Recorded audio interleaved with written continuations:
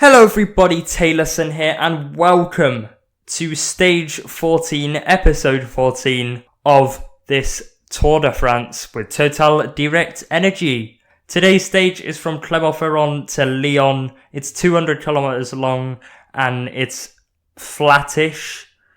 I don't know, those final two climbs could mean something at the end, but we'll see how it goes. On the stage, there are 3 Category 4 climbs, 1 Category 3 and a Category 2. So I don't think you'll be seeing any pretenders for the climber classification going into the breakaway. Although Wellens did go into the break for a stage that was sort of similar to this regarding the amount of mountain points you could get. So it might happen, but all I know is that Calmejean will not be going into the breakaway today. Those 2 climbs at the end could be massive. Could it be a breakaway win today? Because those 2 climbs could separate the sprinters and the GC contenders who won't really want to work because there's no real point in not gaining time on anyone else and just expending energy. So this could be an entertaining and tactical stage to watch. Let's see what the team director thinks of this. The main thing to grasp today is that the route is flat and it harbours no particular difficulties. A sprint finish is more than likely. It'll be important to pick up maximum points in order to make up lost ground for the green jersey. We don't have what it takes to be in the final sprint. If we want to make a showing, we'll have to be in the early breakaway. Have a good stage. Before we go into anything else, remember to like the video if you do enjoy it in the end. And if you're new to the channel, subscribe. Why I don't know why you've been new at this point, but if you are, subscribe to the channel if you're enjoying what you are seeing. And this is the final episode before episode 2 of the No Gel series, which went down very well. The first episode did. So this second episode, I'm very scared about because I will it get the same response? We'll find out. All right. The only way to know is give it a watch. So if you want to be there for that and get it immediately in your sub box, do subscribe. Anyway, enough of the waffling. Let's get into the briefing. Right, I know what you're all thinking. This is the same sprint stage briefing as every other one ever. And yeah, you're right. But what's different is we're not going to be listening to them. Yeah, we're not. So we're going to stick Nicky Terpstra into the breakaway and we're going to see if he can make it all the way because those hills might actually suit him more than they do Manzin. And once again, Terpstra has way more energy than Manzin does because Manzin is pretty terrible energy-wise. So yeah, we're going to try and get into the breakaway with him and win the stage if it goes all the way. And if not, then we can sweep up with Bonifacio. Easy money. Let's get into the stage. Fans everywhere. Even though today's stage is mostly flat, the closing kilometers through the streets of Lyon won't be to the liking of the sprinters. Given the 3 urban climbs that await them, it would be surprising if they asked their teammates to manage the gap with the breakaway. The Baroudeurs would seem to have a good chance of winning today. So we are into the stage now and I am quite nicely nestled at the front behind Tim Wellens in that green jersey and we're going to wait for an attack to happen, so I will see you there. And there is an attack on the left now. The race has finally got underway breakaway wise. It's Tom Scoyens that has gone for it for Trek Segafredo on that left hand side and we have now bridged that gap to him. So we are now a 2-man breakaway at the front of this race and I will see you hopefully at the first climb. 1.2 kilometers to go until the top of this first climb and we have been joined in a pretty decent group with Pollitt, Narson, Damaki and other riders, and I'm currently on the front of this group just setting tempo so that I am in prime position to take the mountain points. It would be good to limit the amount of points that the other riders get, but off goes Damaki on the right hand side. I'm going to try and squeeze him slightly to the inside line, but he's going to take it, I think, and he has 1.6 kilometers to the top of this second climb of the day. Then it's another category 4, and we are in a decent position based on when Pollitt pulls over and completes his relay, which is now. Through comes Demarchi and Narson, and we are the next wheel on. I'm going to try and get to the front now because the pace is quite slow and it allowed me to do it pretty easily. So now once again I'm at the front of the group, and hopefully I can do better than the last climb. I'm going to go now and see if I can make it to that climb up to the top of it. And that was pretty perfectly timed.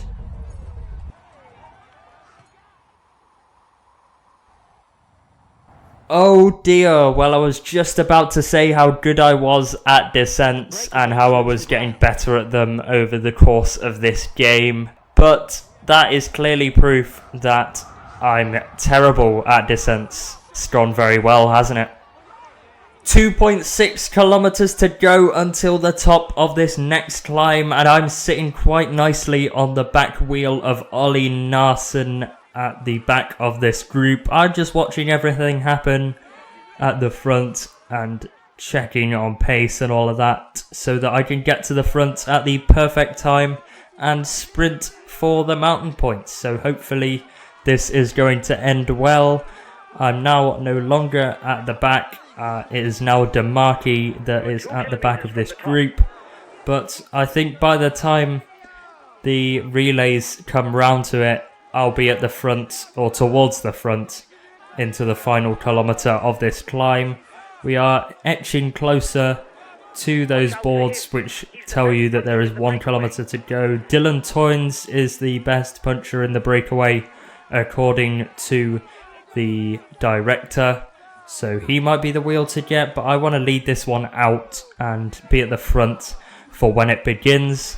So we are about to go under the 1 kilometre to go banners now, and now's my time. I'm going to hit the front because it sort of tails off in steepness towards the end. As you can see, it goes blue, which is less steep towards the end of this climb.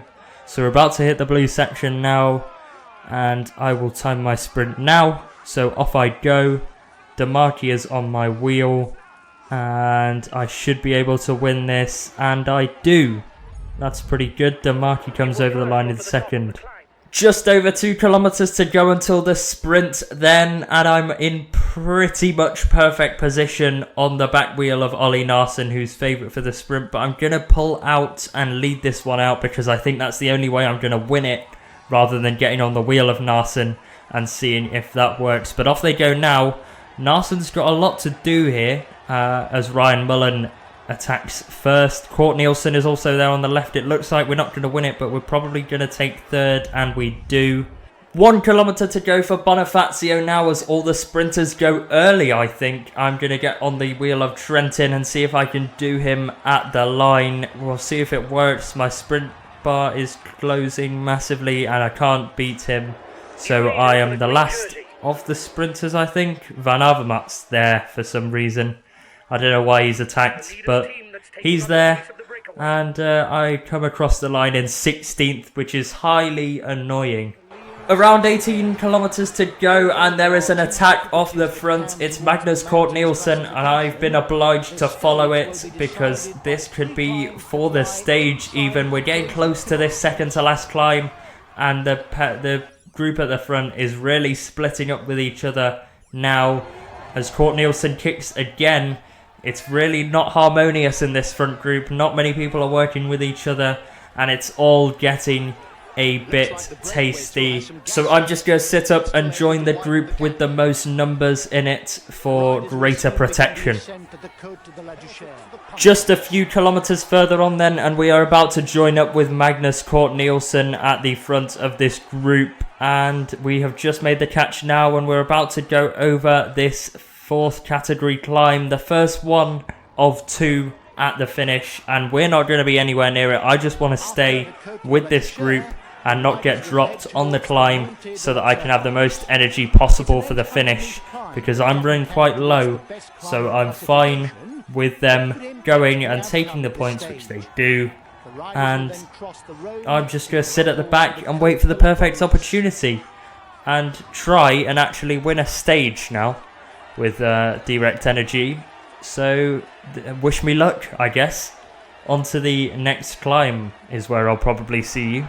Oh, it's getting hectic now. 7.5 kilometers to go and they're all trying to attack down the descent, but I've had the perfect turn through there and I seem to have broken away, and there's no need to brake for these corners either, so I could get away even further, and I have distanced myself from Narsen in a group second on the road and a group of Court Nielsen further back. It seems as if this group has now exploded, but will they get back together up this climb? There's about 1 kilometer left of it. We'll see what happens. They're about to join up with me, which is, I don't mind that, because I've not really expended that much energy going off the front, but I hope to win the climb as I go round this corner now. This is the 5 kilometers to go banner till the finish line, but I will just stick with them over the top of the climb.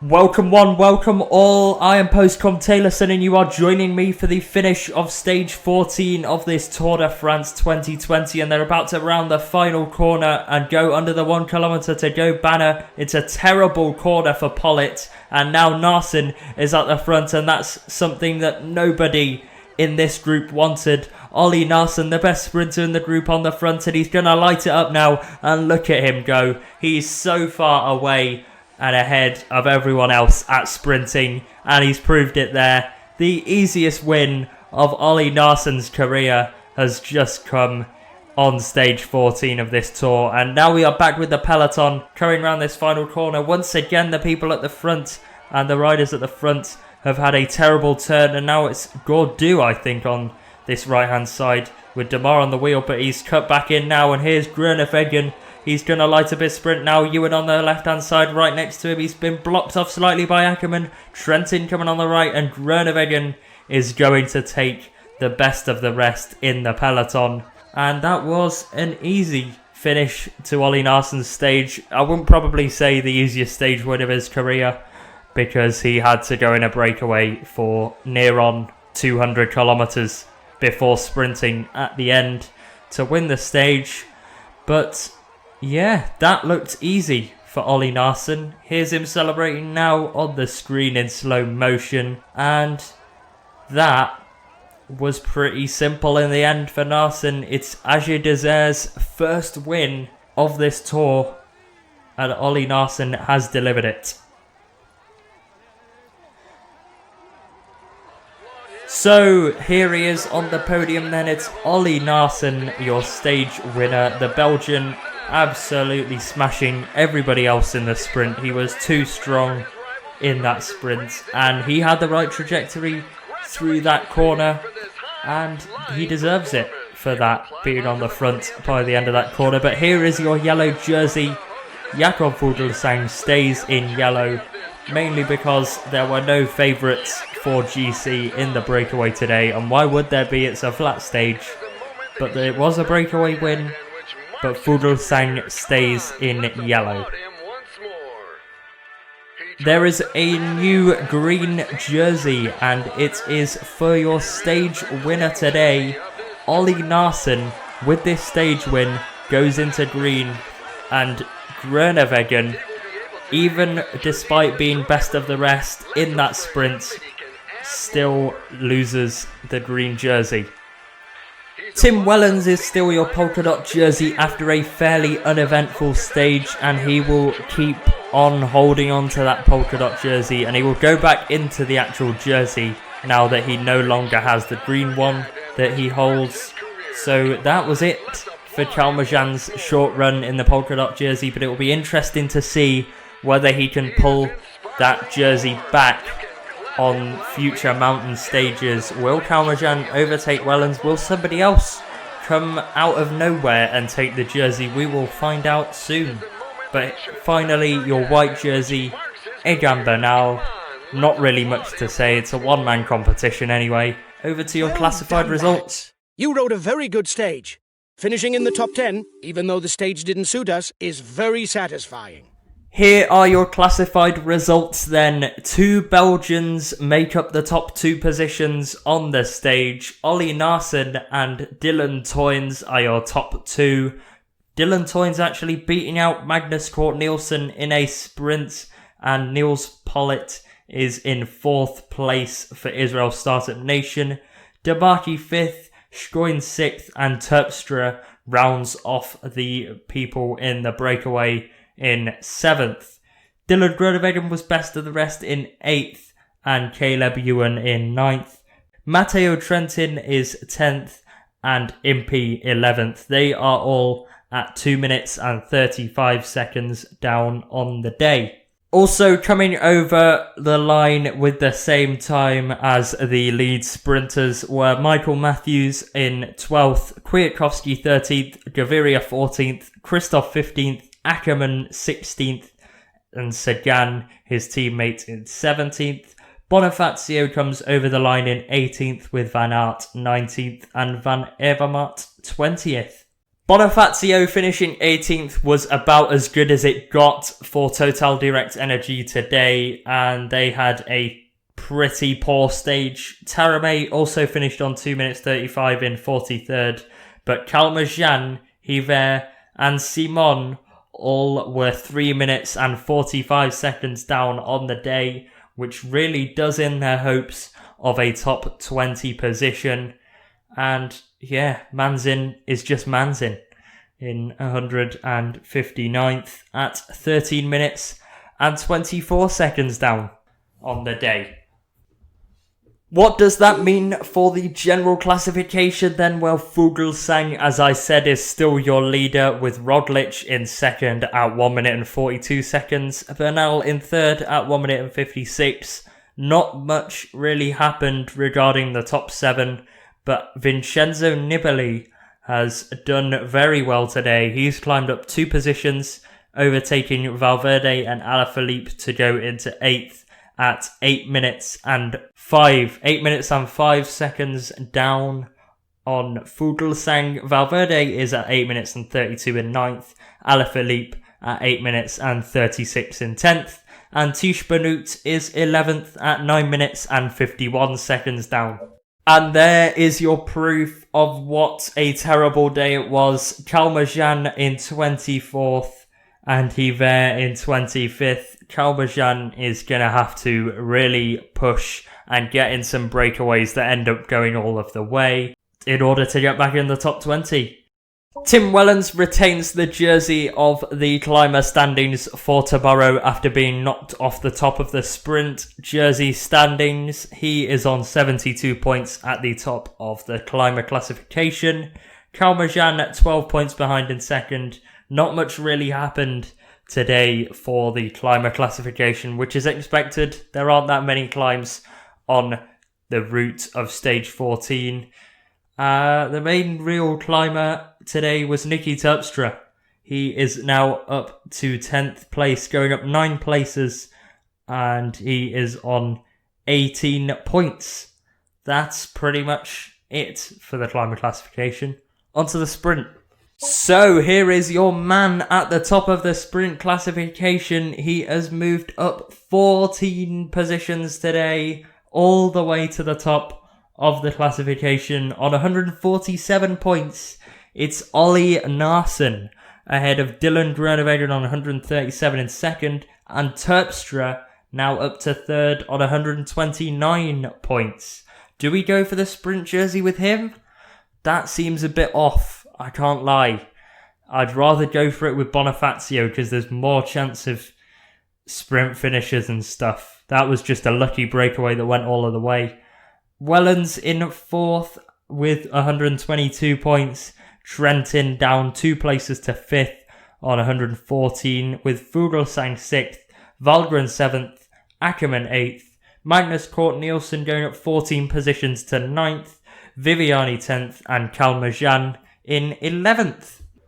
I'm literally going to stop mentioning the white jersey in videos now because honestly there's no point. Like, Bernal's first, Bernal's going to win. That's it. That's like, there's nothing much I can say. Like, I can go on about who's jumped up to 6th position. Oh, Sam Oman's up to 6th position. Nobody cares. Nobody cares. So, Bernal is first. That's it. In the team classification, Ineos are first, Astana are second, and we're still 9th. That's it. I can't lie, recovery is not looking great for the next stage. Onto stage 15. Tarame is looking okay, but he's not had the best recovery. Kalmajan is looking decent energy-wise, and so is Hiver. But apart from that, not great from everyone. Especially with the Grand Colombier being the next stage. So join me for that one if you would like to. Subscribe if you're new and enjoy the content. And if you do enjoy the content that much, leave the video a like, because it gets it to more people and more people can watch this absolute atrocity of a series. So yeah, that's pretty much all I've got to say. There will be a break for a bit because I'm going to start recording my FDJ No Gel series now, just after I finish recording this. And yeah, that's pretty much all I've got to say. Stay safe, enjoy yourselves, and goodbye.